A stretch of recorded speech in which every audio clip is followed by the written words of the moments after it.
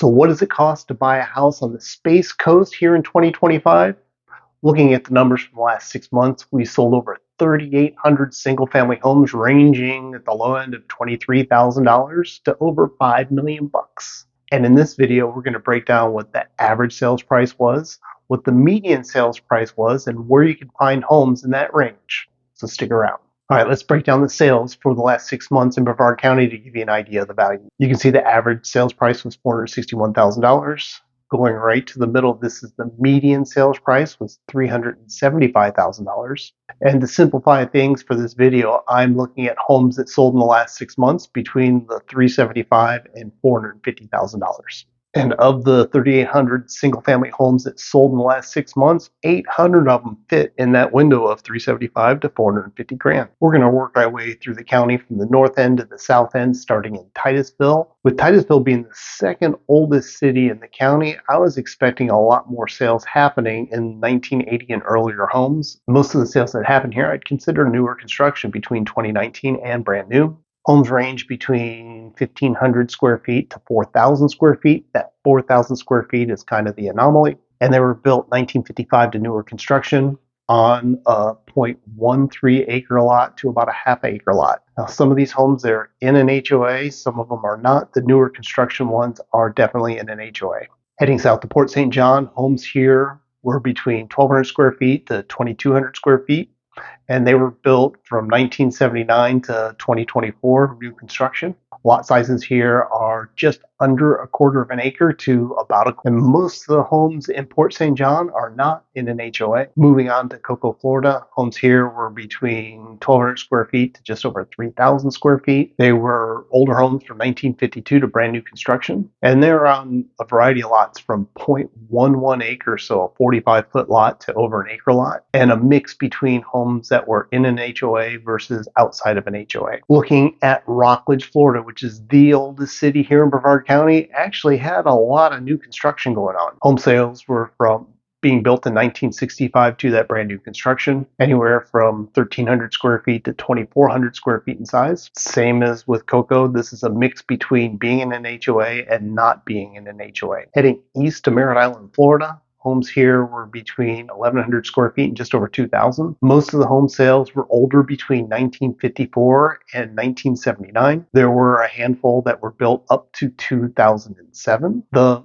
lot sizes are 0.13 acres to just over a half of an acre. Most of the homes in Merritt Island are not in an HOA in this price point, even though there are some that could be in the HOA. Since there are a lot of HOAs here in our area, what are your thoughts about living in an HOA? Are you for the HOA or are you completely against them? Let me know in the comments. That question was actually pretty good timing, because the next area we're going to look into is the Viera Suntree area, where if you are completely against HOAs, this is not the spot for you, because this whole area is a homeowners association. Home sizes were between 1,200 and 2,600 square feet. Homes were built from 1980 to newer construction 2024. And there's some tiny lots in the Suntree Viera area, under a tenth of an acre to about a quarter of an acre in this price point. Something that was kind of surprising. Of the 75 homes that sold in the 375 to 450 price range, 26 of them were in a 55 and up community. Let's take a look at Melbourne, Florida, the second largest city here in Brevard County. Between 375 and 450, you can find a 1,200 square foot house up to a 2,600 square foot house. These homes were built in the 50s up to brand new construction, just under a quarter acre to well over a full acre of lot sizes. And just like most of the areas here in Brevard County, there's a mix of having an HOA and not having an HOA in Melbourne, Florida. West Melbourne, Florida, you could find homes between 1,100 square feet to just over 3,000 square feet. These homes were built between 1964 and the new construction. Lot sizes from 0.13 acres to over an acre in size. And there are some HOAs and non-HOA communities. Palm Bay, Florida is the largest city here in Brevard County, and it always leads in regards to sales that are happening in Brevard County too. They had over 246 home sales over the last 6 months. These homes were between 1,200 square feet and just over 3,700 square feet. 1956 to new construction, even though a bulk of that was 1980s through new construction. And you have the zero lot lines, 0.11 acres up to over an acre in lot size, and could be be in an HOA or not in an HOA. There's a lot of areas of Palm Bay that is not in a homeowners association. Last but not least,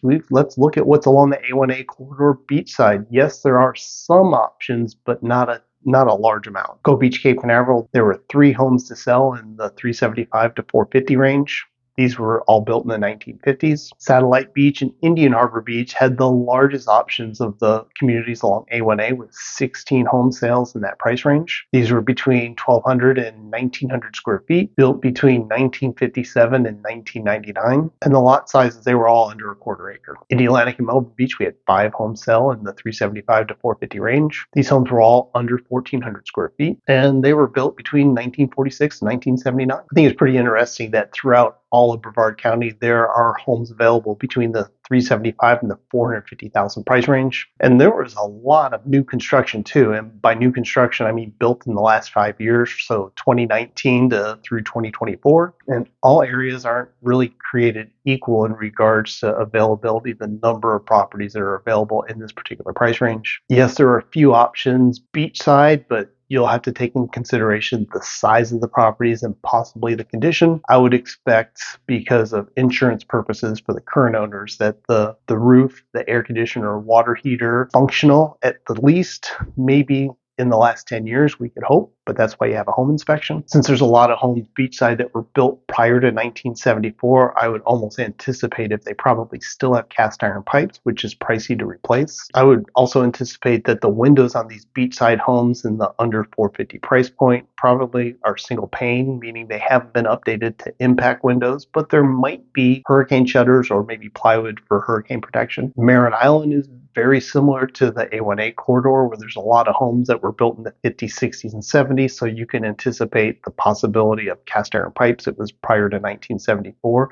Same thing with the impact windows versus single pane. But there were quite a few homes selling in Merritt Island that were built in the 80s, 90s, and even in the early 2000s, priced under $450,000. On the mainland, that's where most of the sales are happening in the 375 to 450,000 price range. Just like in Merritt Island, there are a lot of homes that were built in the 50s, 60s, and 70s. But with the boom of new construction we've seen in the last 5 years, the age of homes selling are getting younger. The average year a home being built from that block of sales was 1998, with the median built year was 2000. And this is up 6 to 8 years from just a couple years ago, where the median and average was 1992. So all of the stats and numbers I just went over were the sales information for single family homes. The last 6 months, we sold over 3,800 single family homes. The median price point between 375 and 450 was almost 800 homes. If you were shopping today, spring of 2025, we have over 5,300 properties available in our Space Coast MLS that are active for sale right now. The current selection of homes, single family homes between the 375 and 450, there's just under 600 homes available that meet that criteria. You can see the map on how things are distributed throughout the county. And if you're looking under the 375 price point, just know that there's almost 1,200 single family homes available here in Brevard County. I hope this information helps if you're starting to do your research and recon in regards to if Brevard County is the right place for you and if this is the right time for you. I'm certain that you have questions about a possible upcoming move. That QR code there will take you to my calendar. Let's schedule a call, and my contact information is below. My name is